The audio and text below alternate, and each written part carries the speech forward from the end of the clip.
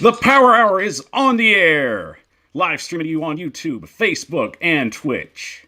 Good Monday evening. I'm your host, Michael Bishop, and welcome to the show today. We've got so much to cover today, and so little time to cover it. We've got a lot of segments to cover. Basically, first up, starting, we've got a Chandler Jones possible trade, and I've got a few teams that I'm going to look at and break down who I think will be the best fit for Chandler Jones if this trade goes down. And updated Aaron Rodgers news, where it was looking like he was looking for 90 mil. It's now possibly even looking even more so that Aaron Rodgers is going to be coming back to Green Bay after all. We'll break down the latest news on that and the little tidbits as we go along. Also breaking on for the show today, I've got 3 teams who are in dire need of a stadium upgrade. Who are they, and will it possibly happen down the road? We'll break all that down. And also, at the end of the show, we'll try and get to something different. With a lot of talk of Texas and Oklahoma possibly going to the SEC, I definitely felt that this is one of those situations that deserves to be discussed. So we'll definitely save that in our pocket for the end of the show. But our first opening segment will start with an ode to Bruce Matthews, one of the great Tennessee Titans, gentle giants, and feared offensive linemen all over the NFL. But first, let's break down our breaking news. We'll take a quick 30-second break, and we'll be right back. I'm Michael Bishop, and this is the Power Hour.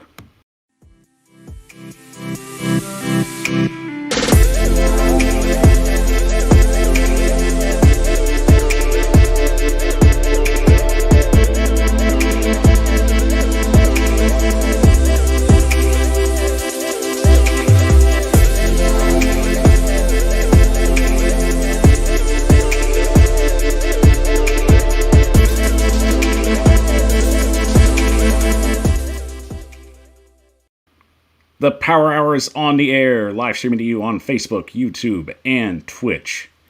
I'm your host, Michael Bishop, and thank you for joining me this Monday evening. Trying a new format today. I definitely had a lot of news, and especially as the weeks go on, there's going to be a lot more news crammed into the show. So I definitely want to get as much to you as possible, and it's a lot of news to get throughout the week. So, starting out, here's our starting point. Let's go! For the first breaking news today, we've got Joe Burrow will not be playing in any of the preseason games for this season. Basically, he's still doing the rehab situation, and at the moment, there's no point in trying to rush him back. They want to get him ready for week 1 of the season, so as of now, Joe Burrow will definitely not be playing in any of the upcoming preseason games. Up in Houston Texans news, we've got a couple of headlines. First off, Deshaun Watson is looking to be more and more likely to be on the trading block. At the moment, the Houston Texans are definitely asking for a hefty sum for him.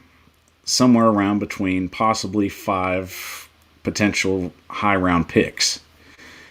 Will it possibly come into play, especially with so late in the season where teams are trying to whittle down quarterbacks and find a little more comfortable situation that they know that they're going to be going into the 2021 season? For the Texans right now, it's a question of whatever the legal actions are going to come into play, and if there's anything that they can do right now until either Watson's put on the exempt list for the commissioner's list, or if any more reports come out at the moment for any situation that he's already in with the legal matters. So really, it's a situation of we'll wait and see. There's not much you can say except that Houston's shopping, but will somebody bite?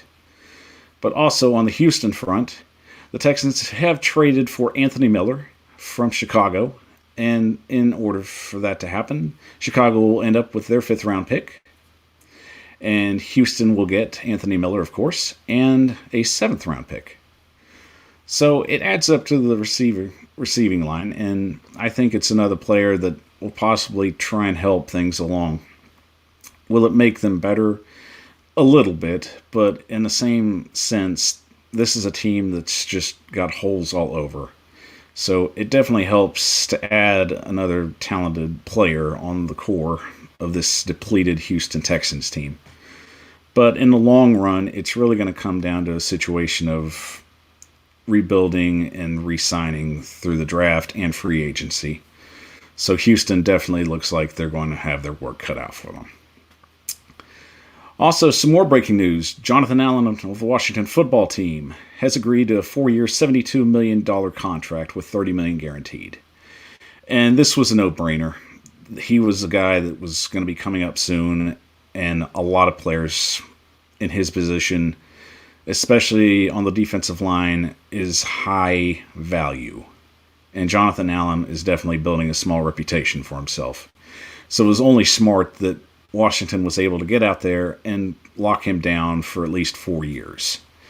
And the $30 million guarantee definitely shows their commitment to him. So definitely congratulations to him, especially when players of his caliber finally get recognition and they get the pay that they deserve.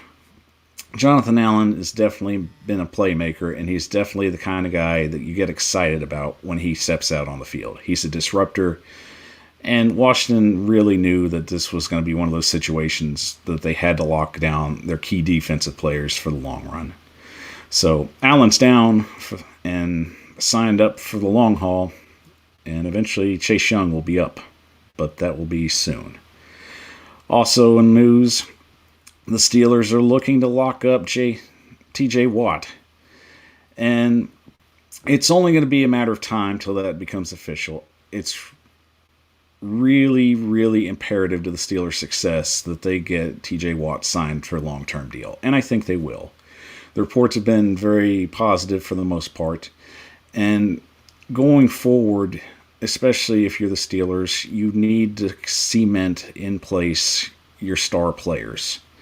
Now, free agency, and especially players coming up in free agency for the Steelers, have never always been a top concern. But in recent years, some players have made the difference for them, especially going forward. And Watt's the kind of player you don't let go. If you can lock him down to a 5 or 6 year deal, you have to do it. And especially if you're in the Steelers' position, you're not getting to the point where you're able to find and reload like you've always been. And the Steelers have been good at that to some point, but the thing is, eventually you have to treat your stars the way they deserve to be treated. And TJ Watt's no exception. The guy is a disruptor on the football field, and he's the guy that you need to lock down long term. So I'd say within the coming weeks, we'll probably hear more about a potential deal getting done with the Steelers and Watt.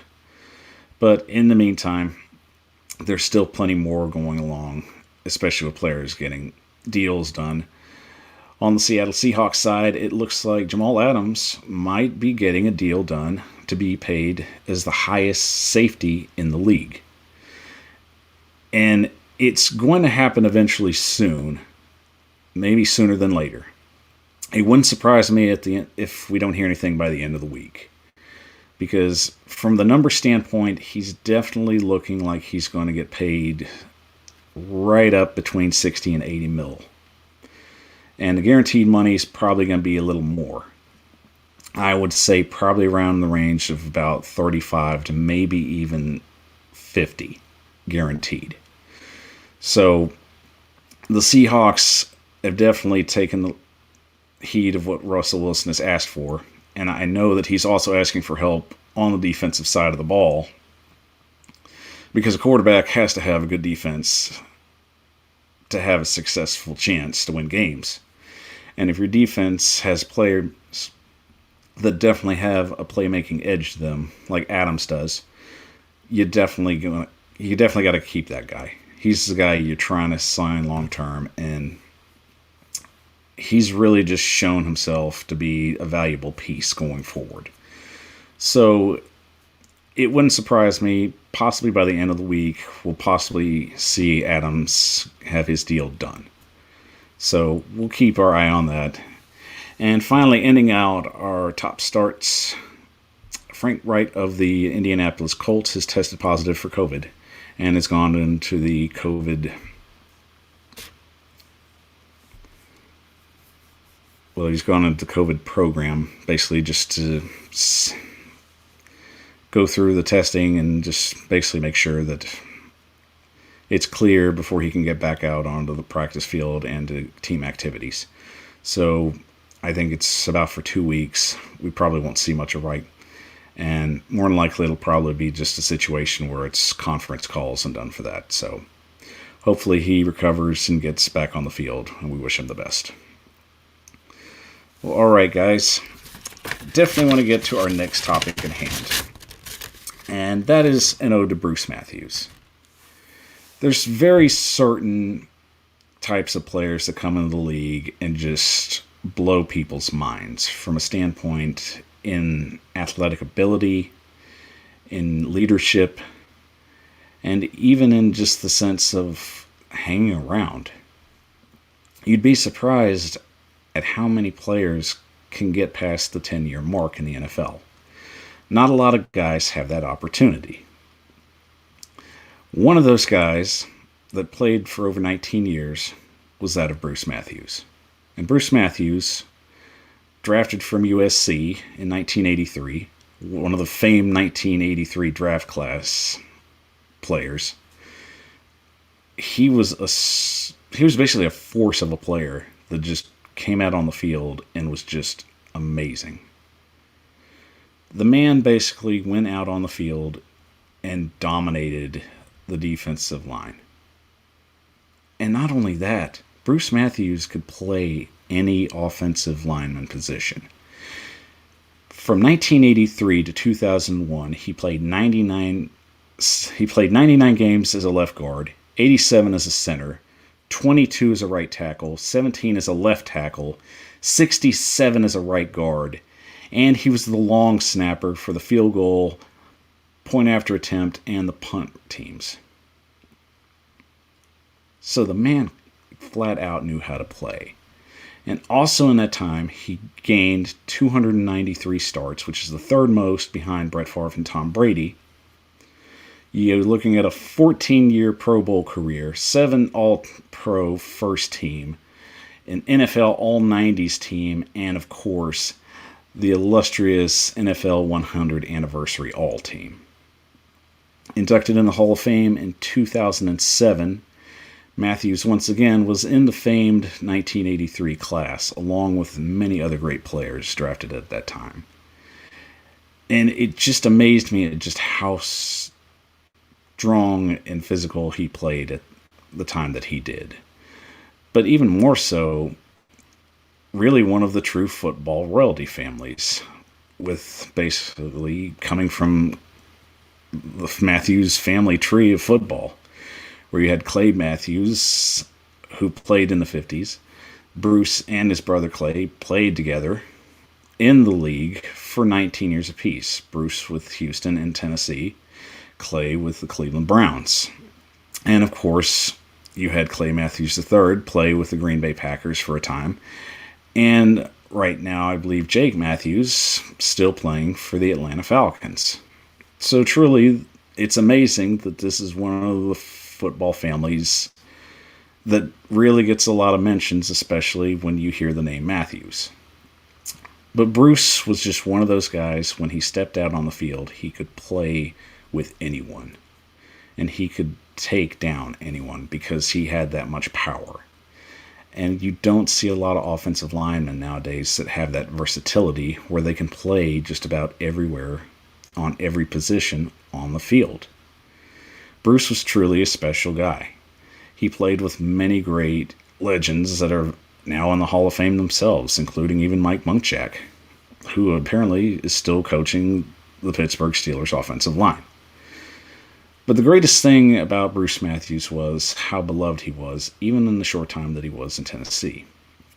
Guys like him, especially aged veterans, just are embraced, especially from the point where they just can come in and command respect and show the work ethic that you need to be successful. And that's who Bruce was.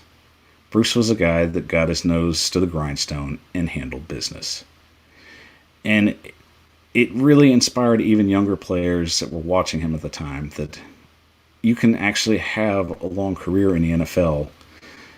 And just to watch someone at that position where it's so physically demanding and so brutal at times on the body and the mind, that he was able to endure this for nearly 2 decades. Bruce Matthews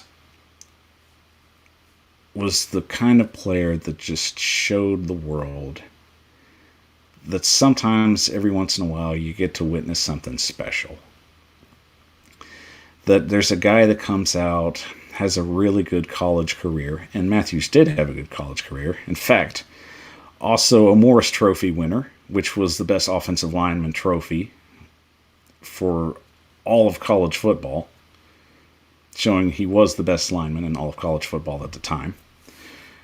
That he could just come out, be drafted high as he was, and just have an amazing career, despite not even winning a Super Bowl. You just get to see some guys just come out and just surprise everyone. And I think that's what Bruce Matthews has done, and did, especially in the sense of just playing. Now, unfortunately, he tried his hand at coaching, and it just didn't work out that way. And, I mean, that happens a lot, especially with some players decide they want to take a chance and try their hand at coaching. It's a different animal. Some guys can do it, some can't, and that's not a knock on Bruce. Bruce was a far more better player than he was a coach, and that's fine. But the truth is, you just really get to look back at what guys did, especially what Bruce Matthews did at the time that he had to play in the NFL. And it goes by quick. I only got to see the tail end of his career. But even though I only got to experience that, and now that I'm older, just watching some of his highlights is just extremely just amazing. Just to see that you had a guy with this much athletic ability at this point in the NFL, especially when it was a punch mouth league, that Bruce Matthews could get after people, and people were trying to stay away from Bruce Matthews. So I definitely feel that Bruce, in his own sense, truly just exemplified the fact that players never get to experience that level of success. It just goes to show, when you get to see players that put themselves on the line like that and truly show the exemplary measures of what it takes to play in this league, Bruce went above and beyond that. And I really always just admired him from that fact that it took a lot of hard work and it took a lot of determination to get to that point in life where you know this is what you enjoy doing and this is what makes it special. And the fact that people get to share it with you, especially family, and even your football family that sits in the stands, we just always want to make sure that we give our due and pay our respects to the players that we got to witness. So to Bruce Matthews, I say thank you for all you did in Tennessee, and continue to have a good life outside of football. Well, guys, let's take a quick 30-second break. And when we come back, Chandler Jones. I've got some teams that might be interested in him and might even be better fits than the one he's with now. I'm Michael Bishop with the Power Hour. We'll take a 30-second break right after this.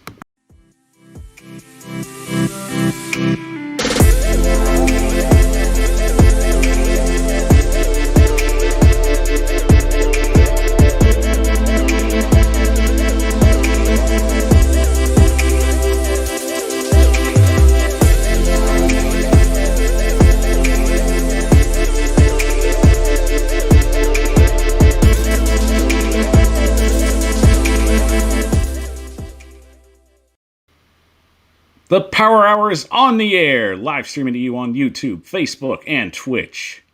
I'm your host, Michael Bishop, and thank you for joining me on this Monday evening. We've got so much news to get to, guys, and once again, thank you for joining me. And don't forget, if you like the show, help it grow. please like and subscribe today. That's how we continue to make these great shows for you and continue coming to you every Monday night, 7 p.m. So let's get to our second segment. Chandler Jones has basically told the Arizona Cardinals he doesn't want to be there anymore. And he's looking to be traded, hopefully soon, before even the season starts. Now, there's a lot of good teams and a lot of teams that have money that need a player of his caliber. And I've chosen 6 teams in 3 different categories. One category of team is money. He's basically going to go to this team, it's just to get paid. That if you want to come here, you're probably not going to win a championship, but you will get paid. And in our second category, I've got contend. I've got 2 teams that if he goes to either one of them, that would be to contend for a championship. And it's very likely that he could possibly do it with these 2. I feel that it's really the best setup for him. And then in our final category, I have 2 teams who are maybe. Maybe they will get him. Maybe he can help them. But there's different situations for both of them. But I will go through them one by one. So let's get to it. So the first team looking at Chandler Jones, and I think from the money standpoint, would be the Jets. And this is purely a money deal. I mean, the Jets have $44 million in cap space as of the moment right now. And if you're Chandler Jones, I'm pretty sure you definitely have contention on your mind. But you're probably not going to get a whole lot of paydays like this. And the Jets can very much afford to pay this man.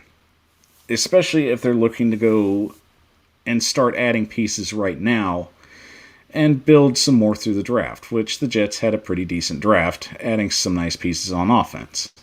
But it'd be very nice, especially if they could cement their defense a little bit and add a little help. Chandler Jones definitely would be a big help on the defensive side of the ball. And I think roughly around that, they could still have enough money next year to look forward to some more free agents and even add more to the draft. So not going to the Jets in a bad situation. I think you're going to have a rough first year, but the Jets look like they're on the right track on paper.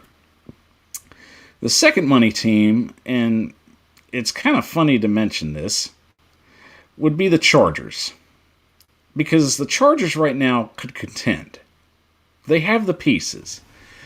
Is Justin Herbert ready to make that jump? And I'm kind of on the fence about him. I don't think he's bad, but I don't necessarily think that he's ready to make that leap to contend.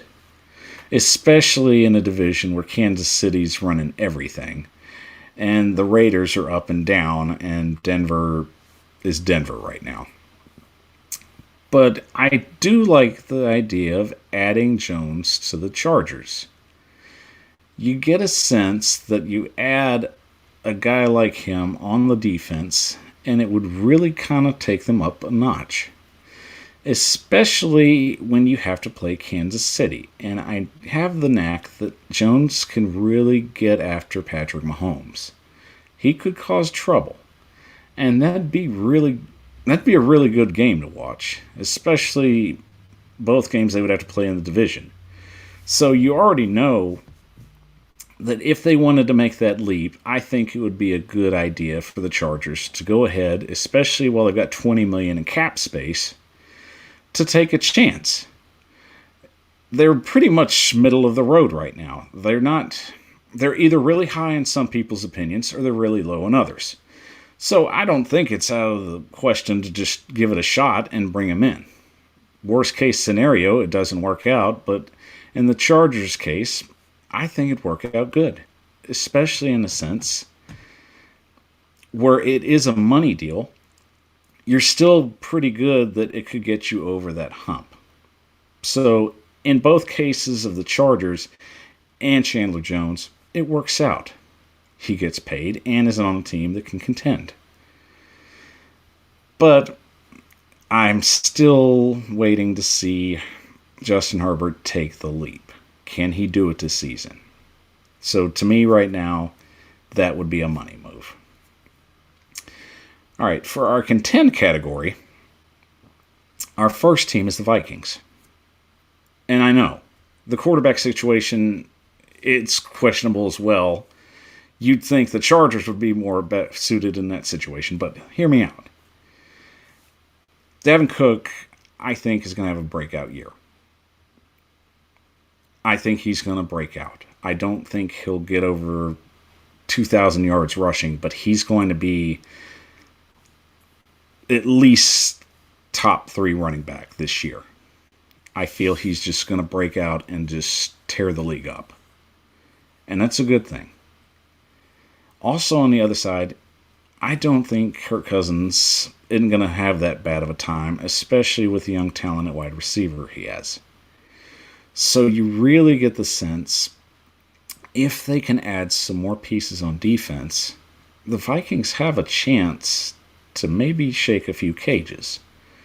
Now, I don't think they're going to knock off Green Bay, especially with Aaron Rodgers reportedly possibly coming back. But I do get the sense, if you're the Vikings, if I add Chandler Jones, I'm definitely feeling a lot better about my situation at the pass rush situation.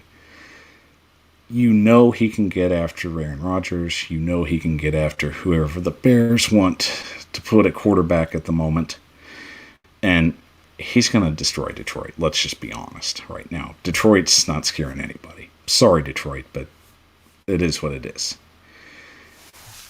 But from a standpoint of contending, I think Jones could help that defense and elevate them. And that's what they need. They need a guy that can help be a leader and elevate them. And Jones has a good locker room presence for the most part. Right now, he just doesn't fit in the system in Arizona. But I think, especially with Mike Zimmer and with the Vikings, he fits perfect. So, to me, there's your first contend team. Easy. The second one, and this is probably going to be shocking to people, and that would be the Pittsburgh Steelers. Yes, I know, they already signed Melvin Ingram, but that's not really a long-term deal. And they're already trying to lock down T.J. Watt. So my question is, where does Chandler Jones fit in? Well, basically, you've got a guy that could start or rotate in. And that's what Pittsburgh needs. They need a deeper defensive line. Especially after the offseason, they've lost Bud Dupree and they've lost a lot of other key pieces, especially in their rotation. And that's one of the things I think is going to hold Pittsburgh back. Now, if you're willing to trade Jones and take on some of his salary and possibly even restructure it, that opens the door for you next year, especially when a lot of money comes off the books from Big Ben's contract. So it's an investment for not only this year, but also next year. You are paying him a pretty long-term contract, but you do feel good about your chances, especially going up against Cleveland, who's retooled. You feel good about going up against the Ravens, who right now have a better receiving core than they did last year. And they're still trying to figure out a few things on defense, but you know you feel better about yourself than these other teams. So for the Steelers, it's an invest, but I think even in an invest standpoint, maybe that's the one investment that could take them over the edge. Really, the biggest thing that just collapsed at the end of the season was the Steelers just when they couldn't get to the quarterback and when they weren't playing on offense. But mainly, it just felt like it was a defensive problem. And I think now, especially that your line's depleted, this keeps you in the conversation of contention a little better than it does right now. So if you're Pittsburgh, it's worth the risk. It could help you contend, but in the long run, it's really just going to depend on if you want to spend the money. And then finally, for our last category, we've got two teams in the maybe.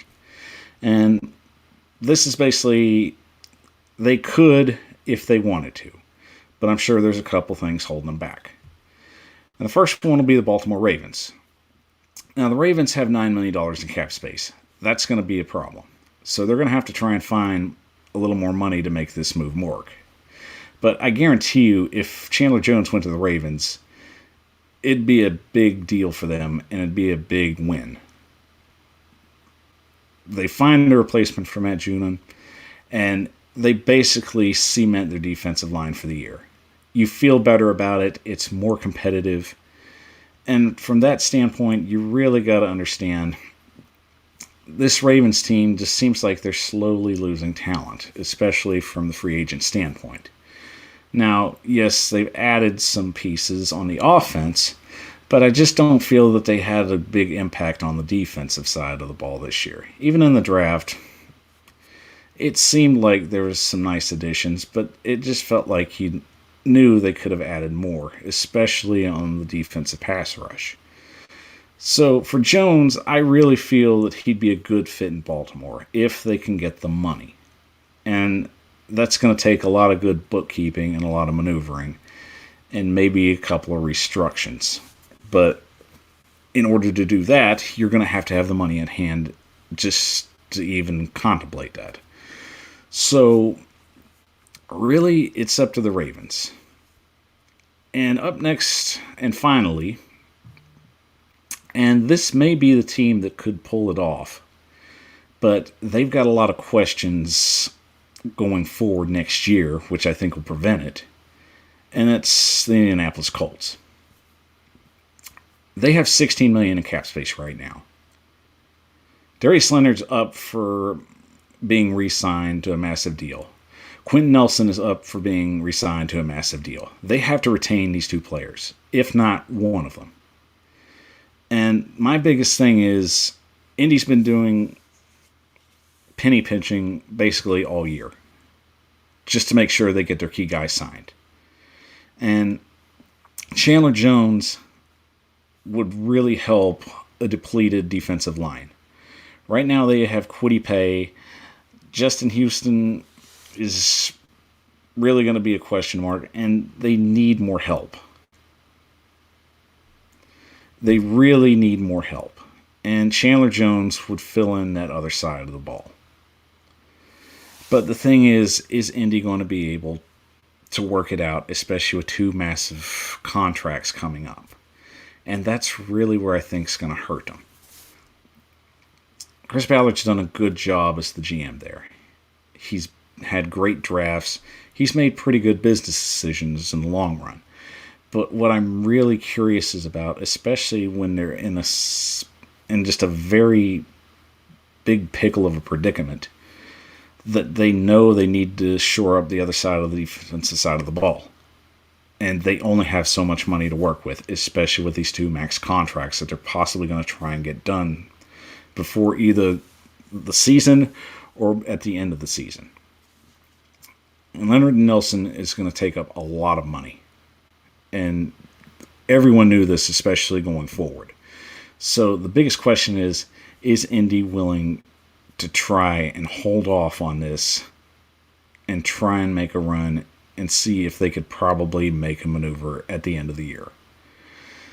If I'm being honest, I don't think chasing after Chandler Jones for them would be the best option. Especially, it's going to be a situation where you're going to have to be a little more flexible trying to get these two deals done. Now, I've said it in an earlier show that if it was my choice, I would let Leonard go and I would keep Nelson.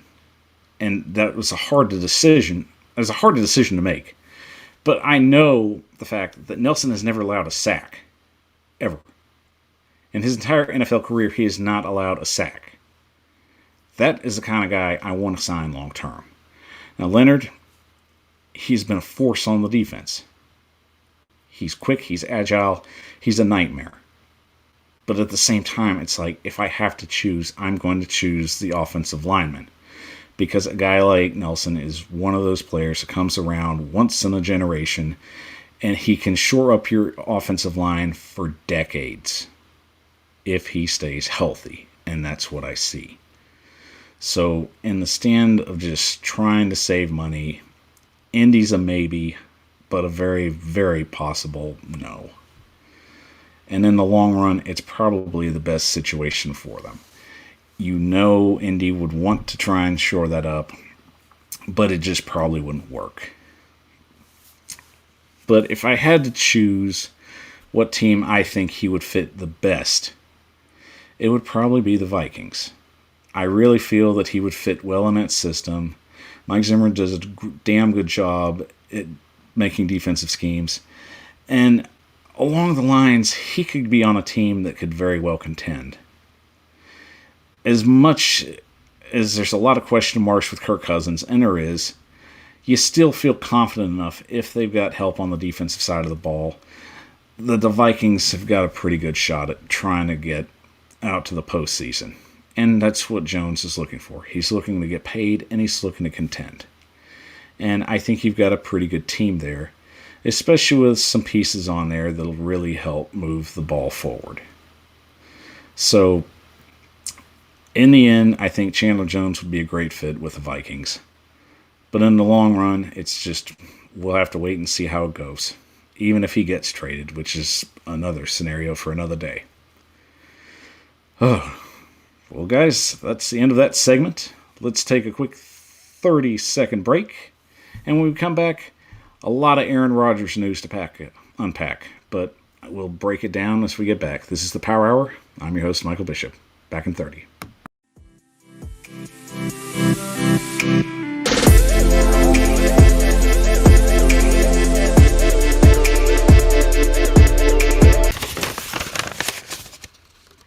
The Power Hour is on the air, live streaming to you on YouTube and Facebook and Twitch.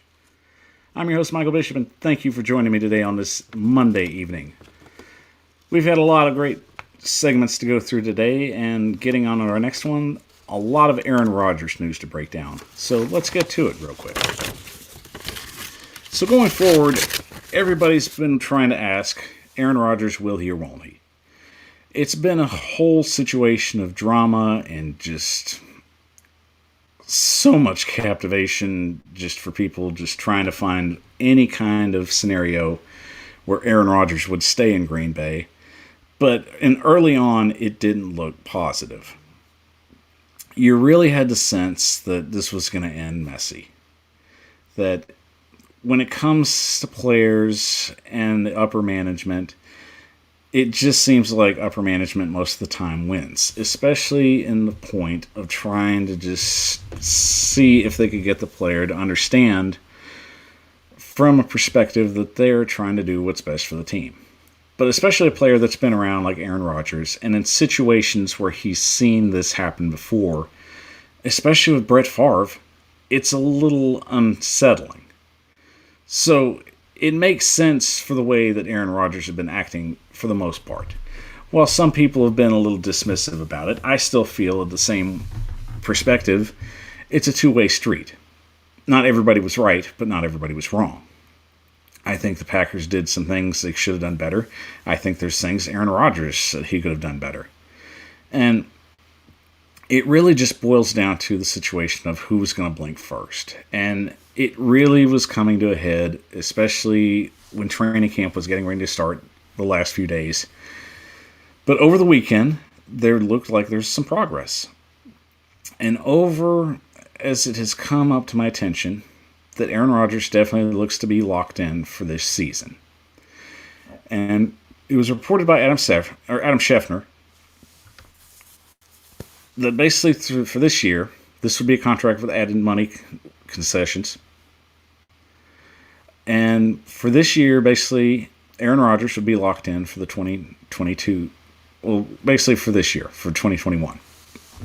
What the Packers have done, they voided out the 2023 year of his contract, basically meaning that Aaron Rodgers could play this year and then opt out the next year. And if it goes well, which apparently news reports have said that it's only a matter of time until Aaron Rodgers gives the okay on the deal, then Aaron Rodgers will be playing for the Packers this year. basically on a contract with no added money concessions, that he would be able to opt out after this year, after they have voided out his 2023 contract year, which has given the Packers cap space and a lot of movability, basically. So now, that being the case, Davante Adams can now come back to the table and possibly talk a long-term deal. Aaron Rodgers basically opened the door for that again. So you have to feel a little more confident, especially knowing that you're going to have Davante Adams probably for the long haul, that he's going to commit, especially knowing that Aaron Rodgers will be back only for a matter of time, and only when they say it'll be after he approves the deal, which is very likely to happen, possibly even after this show, if it hasn't already happened. But the thing is, it's already basically, it's in motion, and Aaron Rodgers is more likely going to approve the deal possibly within the next few hours or maybe even tomorrow. We'll just see how that goes. Maybe it'll happen. If it breaks, I'll let you know. But from this whole standpoint, it just goes to show, while the Packers have finally just found a way to make things work with Aaron Rodgers, and Aaron Rodgers has finally found some standing ground with the Packers, is it going to do any damage in the long run, especially with this season going forward? You'd have to feel there's some teammates that feel a little discouraged and a little disappointed, especially with the situation that's come to unfold. I don't think it's one of these deals where you're going to have a lot of guys be a little sympathetic. You know, in some instances, these players come and get paid for the services they do on the field. And Aaron Rodgers has more than earned his reputation for what he's done on the field. He's given everything he can to the Packers. But unfortunately, one of the big drawbacks, I think, will be is it's possible that his attitudes possibly moved some of his teammates in another perspective from him. And we'll see how that goes. But you have to understand, in a locker room setting, it's a family environment and everybody's tight with everybody until situations like this arise. And you really just get a sense of how things are going to go, especially when your star player starts acting in a certain way. Now, I'm not saying Aaron Rodgers was all wrong, but I'm not saying he was all right. In some way, I feel some of his teammates are going to be sympathetic to him and some aren't. And that's just the way it goes. Especially in situations where you just know, especially when you're arguing with upper management, it just feels like you're kind of arguing with the team. And it comes off that way. It may not seem that way, but it just comes off. And in Aaron Rodgers' perspective, I know he's going to do everything he can to get back to work and start getting some of the fences mended, and that's the important thing. Because let's not forget, this team went to the NFC Championship game and could have gone to the Super Bowl. With Aaron Rodgers back, their Super Bowl chances skyrocket than what they were when he wasn't there. So Green Bay is trying to do one more run. Maybe it'll work out for them. Maybe everything will go the way they need it to. But I only think that's going to work in the long term of things if the Packers are going to be willing to listen to what Aaron Rodgers has to say. And for a veteran player, your opinion matters. Excuse me. It's important, especially if you've been around an organization long enough and you're on the field long enough, to know what you really need out there. And I think that's been the biggest disconnect between the two. Aaron Rodgers has been needing help for the longest time on certain spots on the field. He's needed playmakers.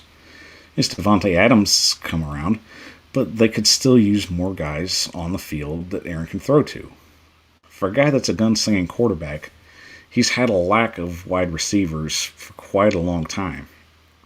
And even when he's had them all on the field, when you had your Randall Cobb and your Jordy Nelsons and your Donald Drivers, I mean, it's one of those things where it's a shame that the talent that he had around him just didn't materialize into championship runs and Super Bowl runs. I mean, you have to just take advantage of those situations while you can, and it just seemed like the Packers never did. Mainly because they don't do a lot of big contracts, and they don't do free agency like most teams do. That's just how the Packers run. But at the same time, it doesn't hurt to get perspective from players on what they need, especially ones esteemed as Aaron Rodgers. Throughout his whole career, the man's missed 17 games due to injury. He's beaten his body to the point of just... It's amazing at the fact that how much he's put on the line just for a football career. He's broken ribs. He's broken many a bone to try and win games for this team. And in that sense, I've sided with Aaron Rodgers because it's very much one of these things. You have to listen to your guys, especially your star players. He knows what he needs, and the Packers, for the longest time, just kind of blew him off. And even though it won't get admitted, you know the quarterback draft from a year ago didn't make things any easier. That's really kind of just a big FU if you think about it. And in his mind, you know he was thinking about it, especially if he won't come out and admit it. But in the long run, it just seems like things are ironed out right now. And that's what matters at the moment. And as things go right now, Aaron Rodgers will be in a Green Bay uniform for the 2021 season. And will more than likely probably opt out at the end of the year. Will he play? Will he retire? It's hard to say. But at the moment right now, Green Bay fans have to be breathing a little better and be feeling a little more confident going into tomorrow, knowing that Aaron Rodgers will be in Green Bay in more than likely less than a few hours or maybe even a day from now. All it's going to take is Aaron Rodgers giving the okay on the contract. And like I said, if I find out anything about it before the show, I'll let you know. But it's all been assured a done deal. Well, all right, guys, that's a great segment again. We'll take a quick 30-second break, and when we come back, I've got 3 teams that are in dire need of a stadium. You're not going to believe who they are, but you probably will believe. I'm Michael Bishop with the Power Hour. We'll be back in 30 seconds.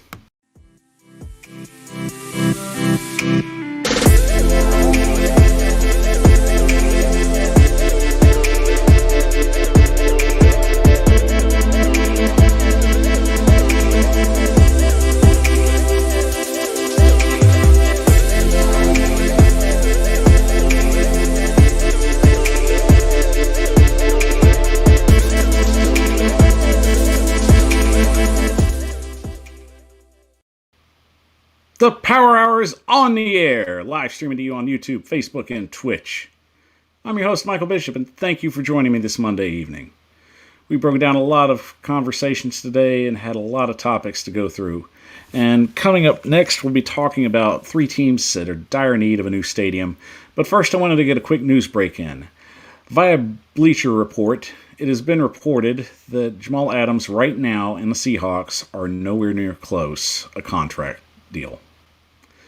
So at this moment right now, Adams and the Seahawks have not agreed to a deal, and apparently the two sides are very far apart. So we'll keep monitoring that situation. So once again, Jamal Adams and the Seattle Seahawks are nowhere near a contract deal. Via Bleacher Report. So we got that news for you just in the nick of time. All right, guys. I've got 3 teams right now who are in dire need of stadium upgrades, and we'll count them down from 3 to 1. And right now, we'll start with 3, who right now is the Carolina Panthers. And the Panthers right now, this could possibly go as a renovation deal, but the owner at the moment right now, especially with a soccer franchise coming in to Charlotte, I'm sorry, is really not putting it out of his mind that they could potentially build a new stadium. And the Panther Stadium, it's getting up there in age. It's already got about 20 plus years on it. It's been good for the most part, but you could definitely see that there's upgrades that need to be made. And that just happens, especially when you just go through the time that the Panthers have gone through, and especially with ownership changing just for the last couple of years now, that there's a lot of questions, especially moving forward. I think in their case, it's a situation where you really don't have to invest that much money.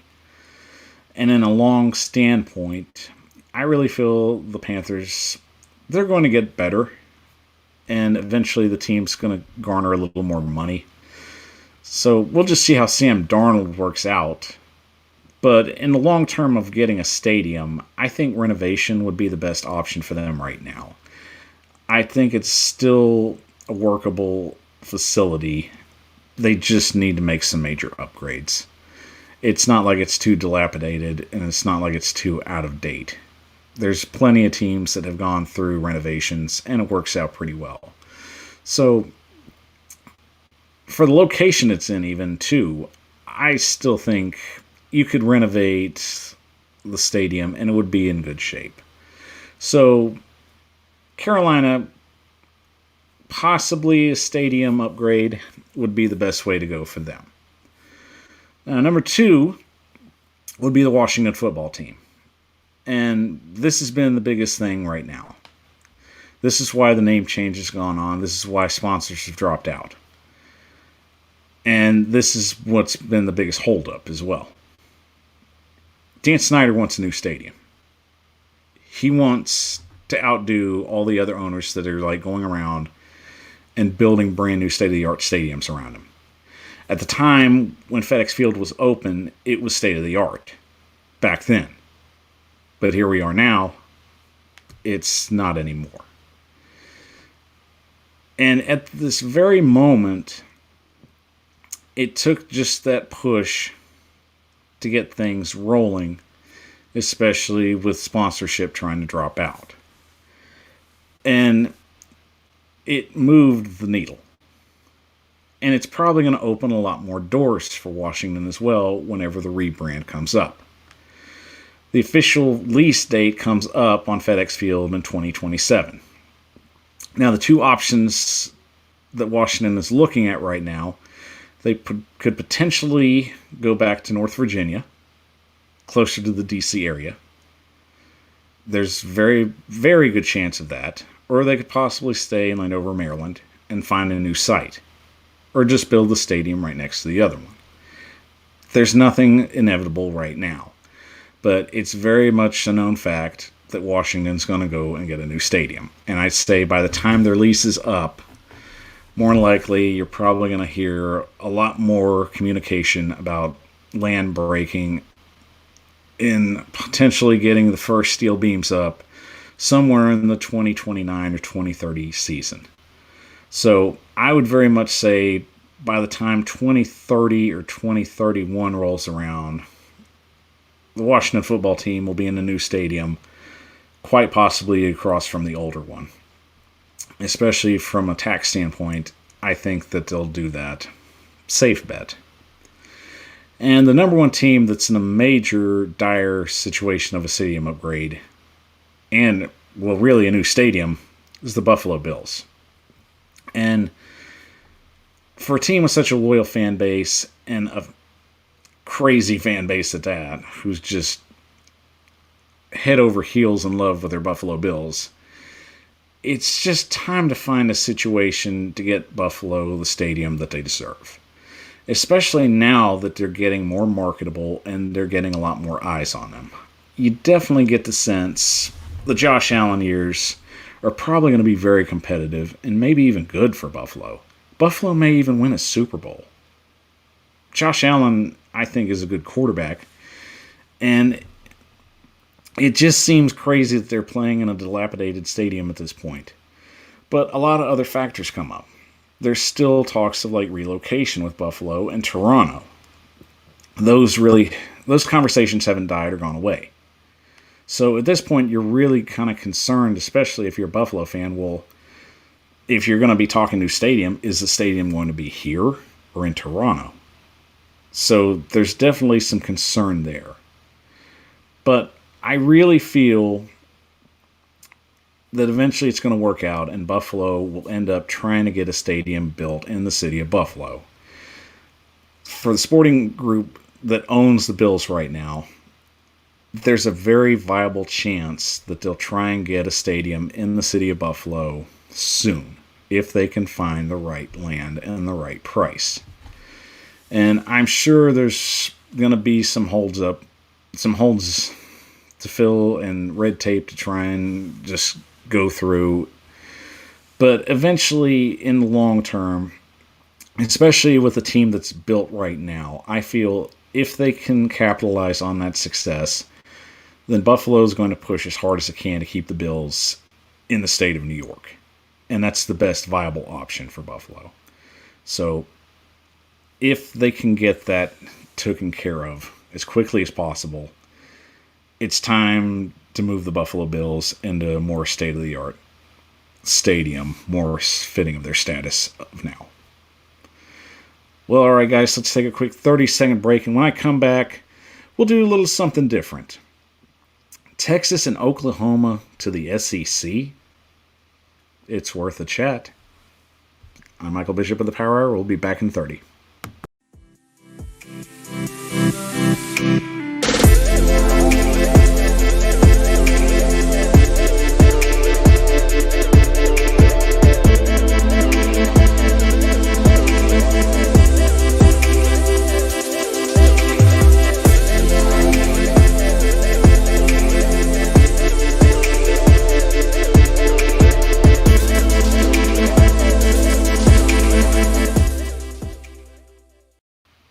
The Power Hour is on the air, live streaming to you on YouTube, Facebook, and Twitch. I'm your host, Michael Bishop, and thank you for joining me again this Monday evening. We have a great time when you come by and watch the show. It's always fun, and I just always look forward to Mondays and getting the script and the show ready. And don't forget, if you love the show, help it grow. Please like and subscribe for the page today. Definitely looking forward to getting everybody in next week, especially when training camps are going to be in full go. So we're going to have a lot more NFL news, and I'm sure we're going to have a lot more signings and whatnot. So I'm going to have my hands full, and I'm going to give you the best show that you deserve. Well, all right, ending the show tonight, I felt like doing something a little different, and especially since this is something that is rarely a situation that you ever see anymore. But I'm sure we're going to be seeing a lot more. Texas and Oklahoma are looking to leave the Big 12 and join the SEC, more than likely. They haven't been invited formally by the SEC yet, but I'm sure it's going to happen eventually. And it boils down to a lot of things. Texas and Oklahoma are some of the highest revenue schools in the country. They rake in cash. Texas is the number one school in the United States. Oklahoma's number 8. So the Big 12 are losing their big pieces right there. And there's nothing they can do about it. They had a meeting last week, and it was all for nothing. Basically, they said the meeting was cordial, and they discussed some things, which along the lines of cordial to me was like, it was kind of like probably in the situation of somebody getting a divorce. It's like, yeah, you're going to be very cordial, but you already made up your mind, which is what Texas and Oklahoma have done. So, coming from that standpoint, they knew already they were going to make the move, and it was the best option for them. And yes, of course it boils down to money. This move alone will help generate revenue for all the SEC teams, which at this point are making $44 million a year will bump them all up to about 60 to 65. So you're really looking forward to the money aspect of that. And also, Texas and Oklahoma are getting better matchups. You've got teams that they're going to play and generate a lot more interest in the SEC than they would in the Big 12. I mean, let's be honest.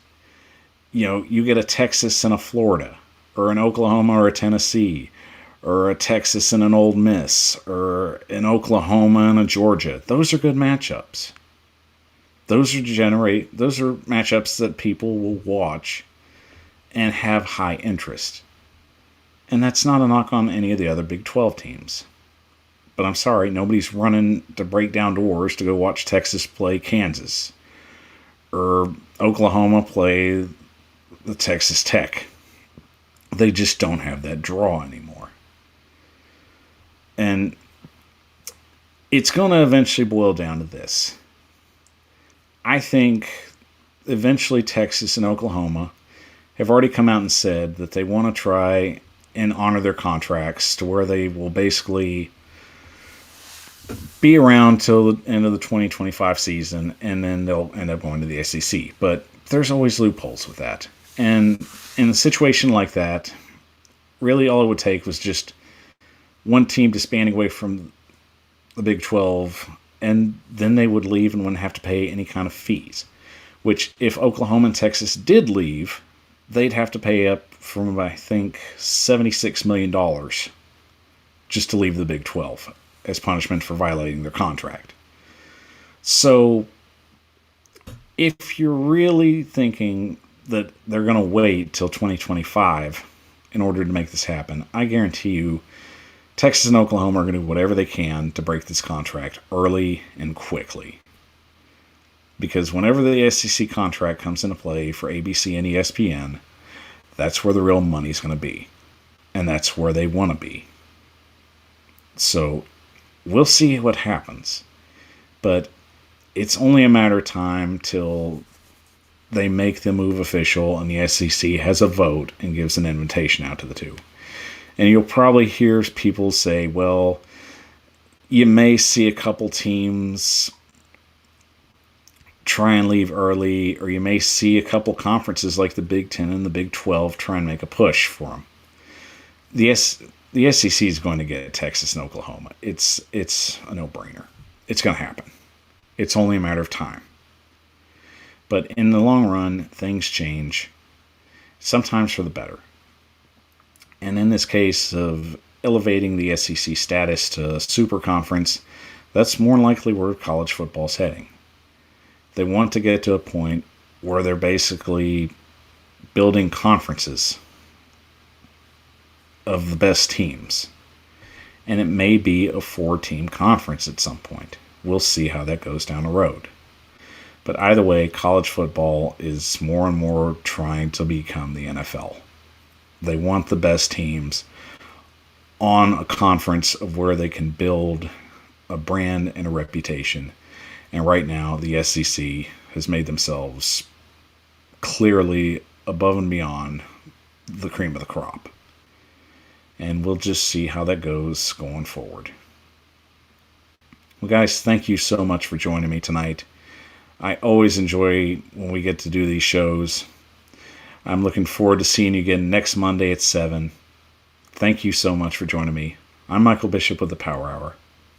Have a good night and an even better tomorrow. Take care.